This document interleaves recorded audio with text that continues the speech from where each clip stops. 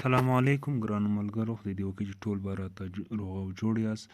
ملګرو، نن په یوه اهمه او ضروري ویډیو در سره معلومات شیر کوم. دا ډیره ضروري ده، زموږ او تاسو د ټولو لپاره ضروري ده.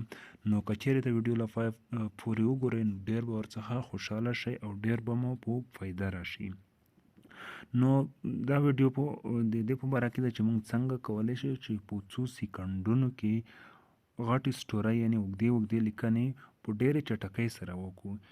یوازې د خولې وایس چې ده، د خولې خبرې چې دي، تاسو به یې کولی شئ په اسانه طریقې سره ستاسو په موبایل کې اتوماتیکلی په لیکلي ډول سره ترلاسه کوي. نو تاسو به د خولې په واسطه چې هر څه وایي هغه به ډایرکټ ټایپ کیږي او ډایرکټ به په لیکلي ډول کیږي.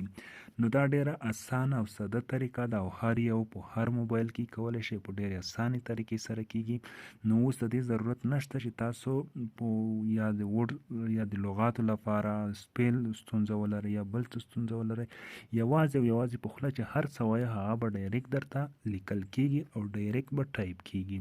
نو دا ډیره اسانه او ساده طریقه ده او هر څوک یې کولی شي او ډیرې په ښې طریقې سره کیږي.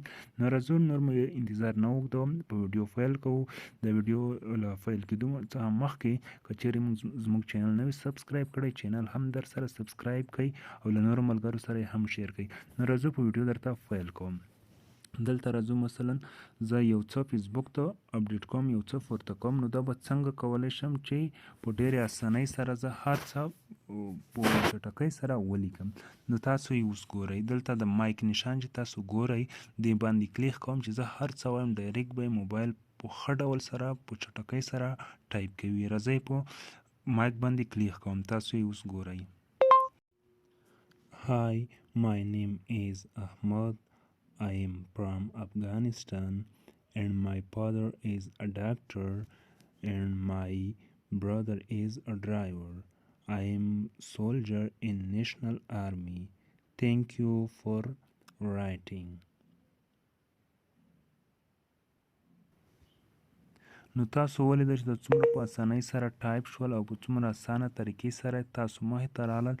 نو په دې ډول باندې تاسو کولی شئ چې اوږدې لیکنې په څو سیکنډونو کې ولیکئ او تر خپلو ملګرو پورې ور ورسوئ.